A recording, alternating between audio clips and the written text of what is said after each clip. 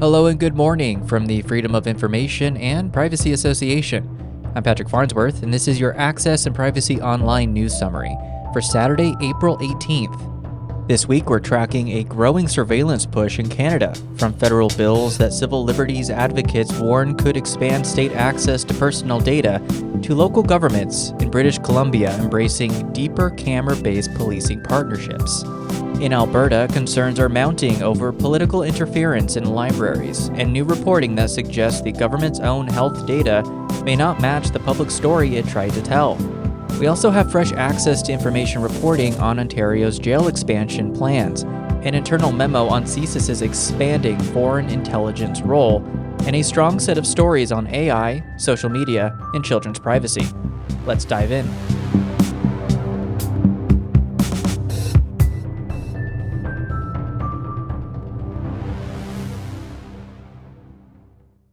In network engagement this week, FIPA and our wider network are drawing attention to two major federal bills that civil liberties groups say deserve much closer scrutiny.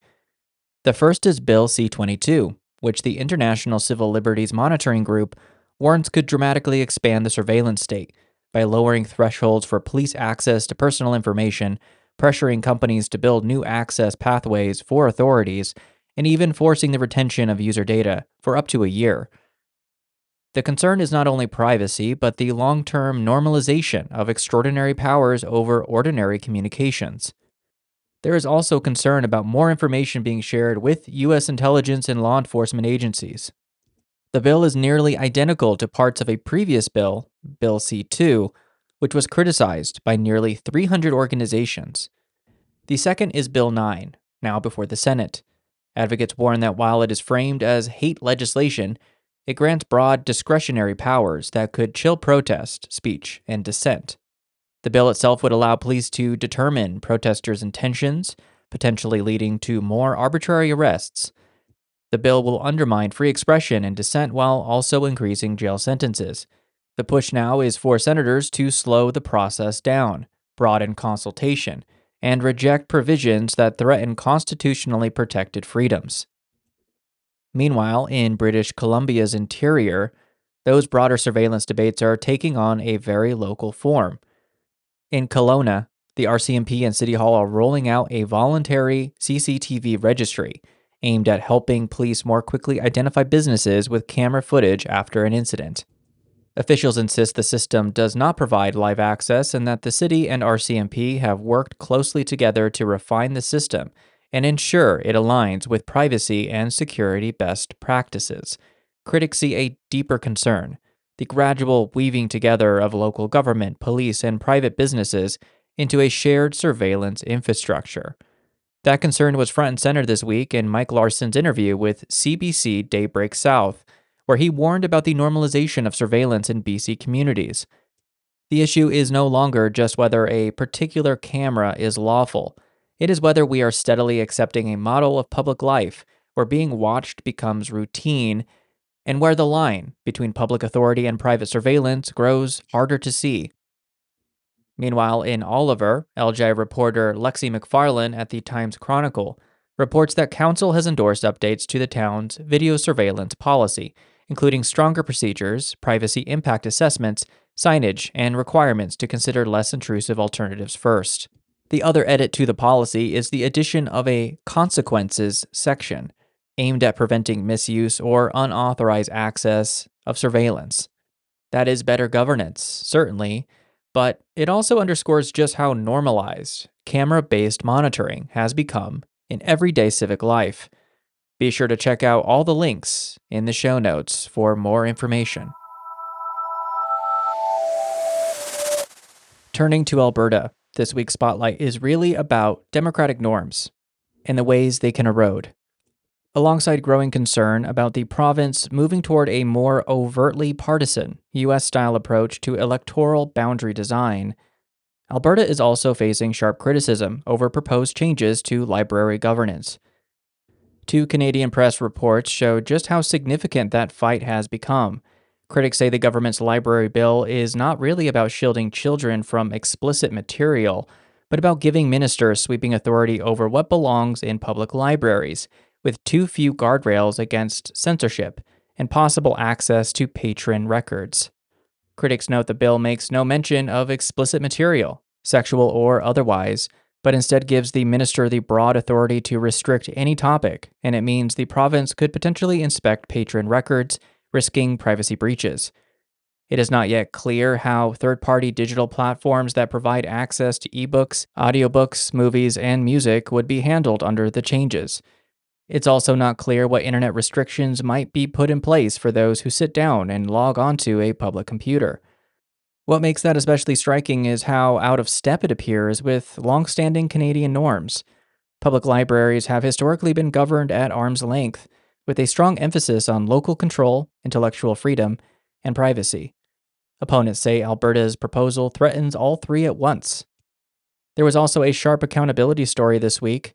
LGI reporter Brett McKay at the Investigative Journalism Foundation reports that statistics circulated by Premier Danielle Smith's office in an effort to blunt reporting on EMS overtime do not align with the government's own underlying data. Data released through an access to information request shows that overtime as a percentage of hours worked is significantly higher than the figures quoted. According to the provincial health agency Acute Care Alberta, the 6.3% figure represents overtime as a percentage of total paid hours, which is, quote, greater than actual worked hours, as they include vacation, training, sick hours, etc., end quote. The reporting raises a familiar transparency problem. When government controls the numbers, public accountability depends on whether those numbers are being presented honestly. And finally, in Alberta, LGI reporter John Watson at the Strathmore Times reports that the town of Strathmore is now updating its bylaws to match the province's post-Freedom of Information and Protection of Privacy Act legal framework. With the Freedom of Information and Protection of Privacy Act repealed by the province as of June 11, 2025, the previous designated officer bylaw was no longer in alignment with current provincial legislation. The repeal came shortly following a report by Alberta's Information and Privacy Commissioner, Diane McLeod. McLeod released a report alleging the province refused to process dozens of access requests by Alberta government public bodies. On one level, it is a routine municipal cleanup. On another, it is a reminder that Alberta's controversial restructuring of access and privacy law is now rippling outward through local governance in practical, everyday ways. Now to Canadian access and privacy stories from the rest of the country. The lead story here comes from Ottawa. New access to information reporting reveals that CSIS has been actively weighing what it would mean to take on a much broader foreign intelligence role overseas. An internal memo obtained by the Canadian press through the Access to Information Act says such a move could build on CSIS's existing expertise and help Canada become less dependent on allies for intelligence. A new foreign human intelligence service would have a clear mandate and accountability standards, and it would fit well into foreign policy structures led by Global Affairs Canada. But the same memo also raises serious concerns about governance, accountability, privacy, and the risk of mandate creep, including questions about what counts as a threat and whether Canadians could be swept into a broader foreign intelligence framework. In other words, even inside the system, the case for expansion appears inseparable from the case for caution. In Ontario, Freedom of Information reporting continues to expose major accountability gaps in the correctional system. One Canadian press story shows the province has failed to collect more than $9 million in costs tied to seized animals in abuse investigations. The Ministry of Finance has only collected just one of $10 million in the past 7 years. If you're doing the math, that leaves more than $9 million outstanding. Another reveals a plan to add nearly 6,000 jail beds by 2050, splitting the project into 3 phases, even as critics argue the province is investing in incarceration instead of upstream solutions. The province's jails have been significantly over capacity for years, with the situation worsening. And a third reports that 157 inmates were improperly released between 2021 and 2025. Global News unearthed government documents through Freedom of Information laws, and Doug Ford has sworn to get to the bottom of this. Taken together, those stories paint a picture of a justice system that is strained, expensive, and still struggling with basic oversight. Moving to British Columbia, LGI reporter Shannon Waters at the Narwhal reports that after the Tumbler Ridge tragedy canceled this spring's original throne speech, a Freedom of Information request revealed what the government had planned to say. The unreleased text points to continued support for LNG, mining, and major energy infrastructure regarding the North Coast transmission line, which the government says will deliver, quote, clean, reliable electricity needed to unlock tens of billions of dollars worth of private sector projects across Northwest BC. This also exposes tensions in the government's reconciliation agenda as it moves to alter key legislation, despite strong objections from many First Nations leaders. And also in BC, CP reporting based on Freedom of Information disclosures show LNG Canada's gas flaring far exceeded permitted levels during key months of early operations. A University of Victoria air quality researcher obtained monthly air emissions reports filed by LNG Canada to the BC Energy Regulator under Freedom of Information proceedings. Researchers say those numbers matter not just for emissions compliance, but for how future environmental assessments account for the real impacts of LNG startup phases. Elsewhere, Nova Scotia is exploring a new regional transit network linking Halifax with 3 rural communities, an infrastructure story that also touches access in the broader sense: access to work, care, services, and mobility. The province issued a request for information Wednesday from potential services providers for a new system connecting the capital city with Truro, Wolfville, and Bridgewater. It said the intermunicipal transit system would ideally offer regular, dependable travel along routes for daily commuting. The request for information is aimed at identifying prospective service providers and to help the government understand potential challenges with the plan. Interested parties have until May 20th to submit information to the province. And one final national note. A new piece in the conversation details how research and a privacy complaint helped push the World Anti-Doping Agency, WADA, to change its rules, restricting how athletes' anti-doping data can be used. The privacy commissioner alleged WADA violated Canadian privacy law by disclosing athletes' doping data to international sport federations for the purpose of sex testing. It is a strong reminder that privacy law can still be an effective check on powerful institutions, but often only after years of pressure. Shifting to AI and social media. This is one of those weeks where the stories are varied, but the theme is straightforward. Powerful systems are being adopted faster than the rules needed to govern them.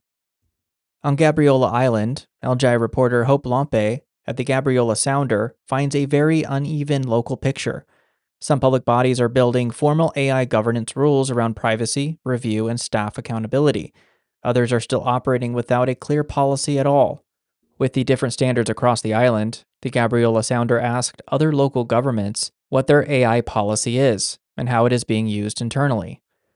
It is a useful local snapshot of a much larger national issue. AI is already inside public administration, even where oversight is still catching up. At the same time, new analysis in the conversation warns that so-called federated unlearning, the idea that AI systems can later forget personal data, may create fresh cybersecurity risks if those removal requests are exploited or poorly implemented. Concepts around federated unlearning present the hope that user data can be removed from a trained AI system. A hospital, for example, could ask its AI system to forget a patient's data. One danger is that these systems can become affected by data poisoning attacks, where attackers bias the data they use to train their local model to alter the shared model's performance. The takeaway there is important. Privacy features are not automatically security features, and in some cases they may introduce new vulnerabilities in an age of artificial intelligence. On the consumer side, the NDP is pushing for a federal ban on AI-driven surveillance pricing, the practice of using personal data, browsing behavior, and digital signals to charge different people different prices. Critics call it creepy, unfair, and tailor-made for a cost of living crisis. An example used to highlight this was the possibility that this can include a parent with a sick baby being charged a higher price for a thermometer or medicine based on internet search history. The Manitoba NDP government introduced legislation to ban the practice provincially last month. And then there is growing pressure around children and digital platforms. Federal liberals have adopted a non-binding policy resolution calling for social media access to be restricted until age 16, with enforcement pushed onto the platforms themselves. That debate is likely to intensify, especially because it immediately raises its own privacy problems around age verification, data collection, and biometric checks. One Quebec MP said she was surprised at how many youth she talked to were in support of the idea. South of the border, Massachusetts' top court is hearing arguments in a lawsuit alleging Meta designed Facebook and Instagram features to keep young users hooked. A report from former employee and whistleblower Arturo Bejar and 4 nonprofit groups this year said Meta had chosen not to take real steps to address safety concerns. The case goes to the heart of the question governments everywhere are now confronting. When does product design stop being engagement and start becoming engineered harm?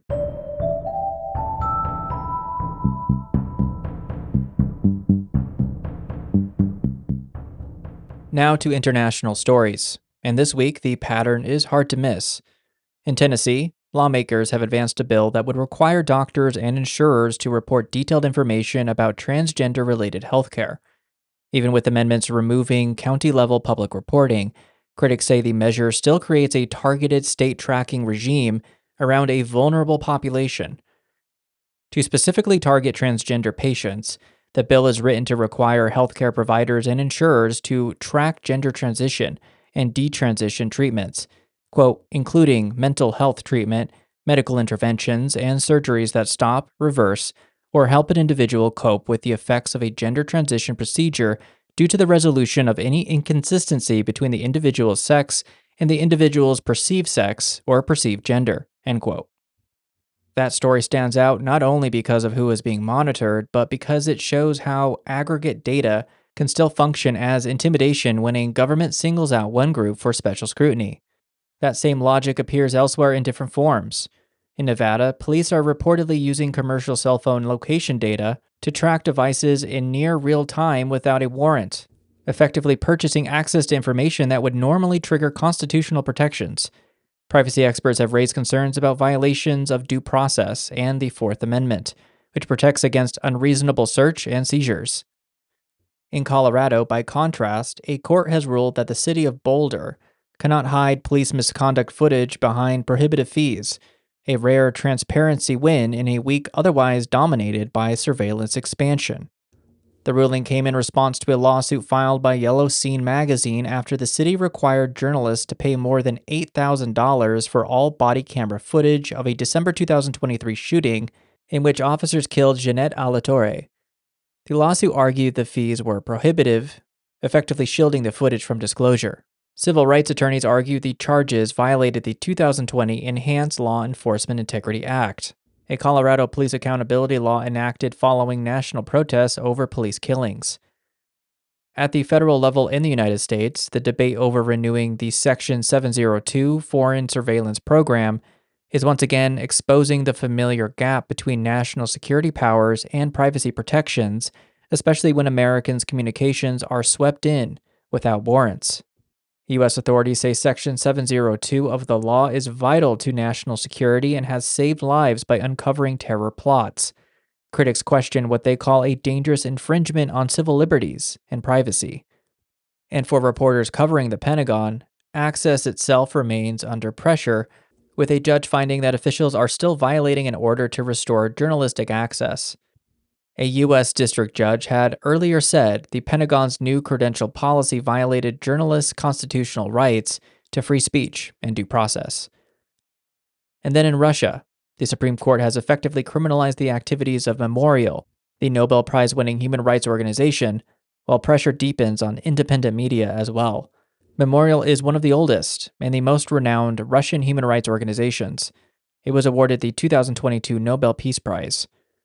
It is the starkest version of the same broader story. When states grow more secretive, more punitive, and unable to enact information control, civil society is often the first target.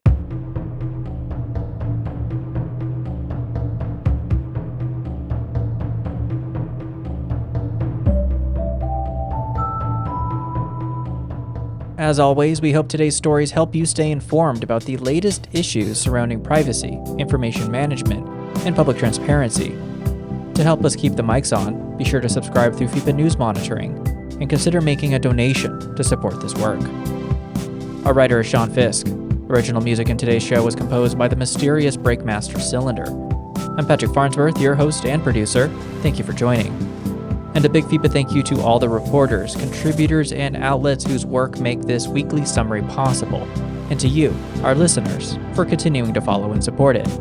Stay safe and stay informed.